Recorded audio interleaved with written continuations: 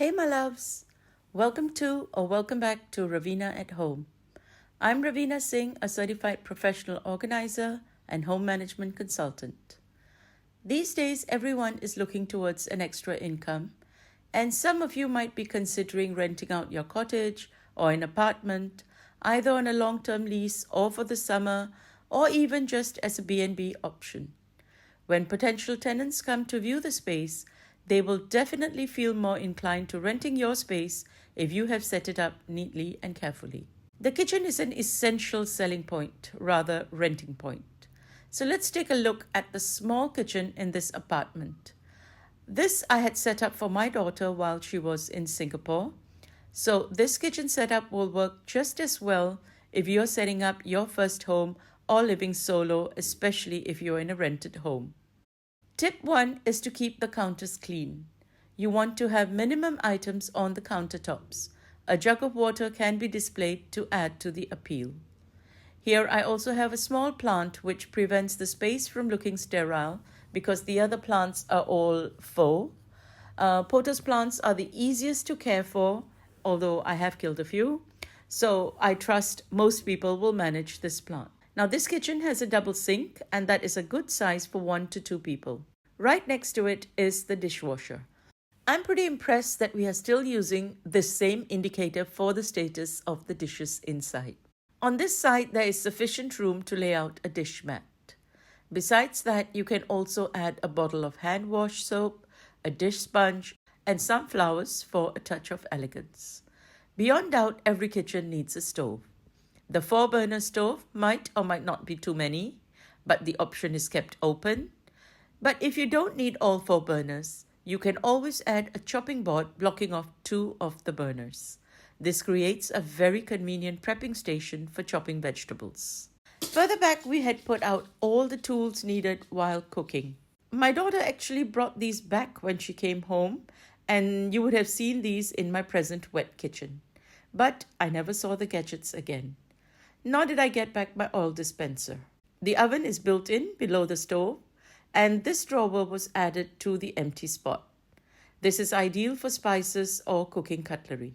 The counters at this end have the microwave, and above that, I have just added 2 pretty white baskets for fruit or potatoes and various onions. Of course, you will need to provide a fridge.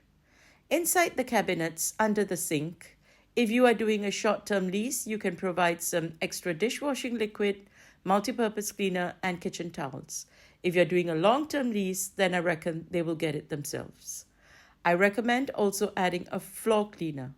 Just a few items that we generally store under the kitchen sink. This cabinet here has the basic daily dishes. A set of deep plates are kept here, closest to the sink.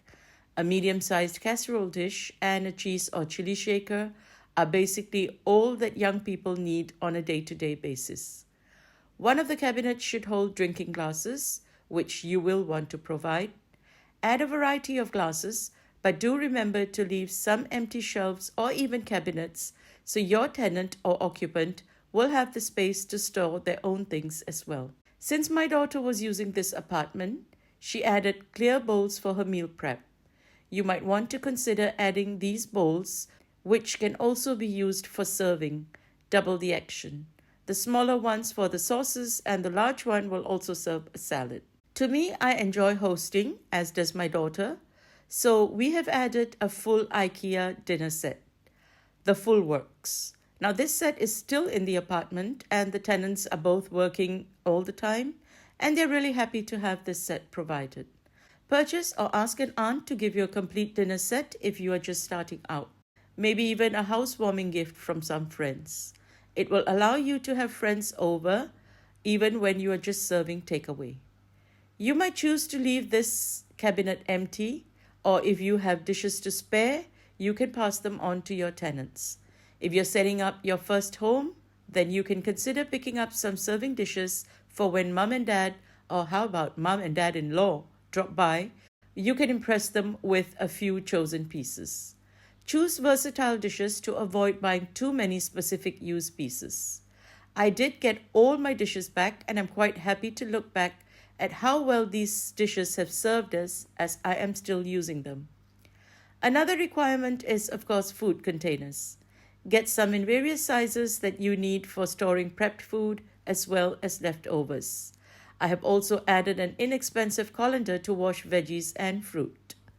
All the cutlery and knives are in these drawers. In one, provide or have knives and ladles, and in another, kitchen essentials like a can opener, a bottle opener, sieves, and a pasta measure.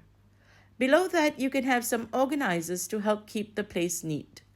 These can then be used for cutlery, drinking straws, and there is also cling film and aluminum foil in here. In the bottom drawer, you can add some extras such as baking tools, a couple of pans, a rolling pin, a potato riser, and such.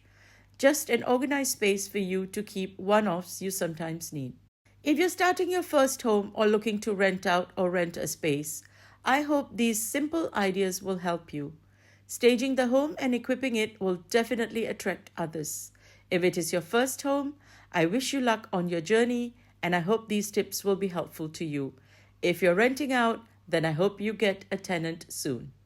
And with that, this is Raveena saying happy homemaking.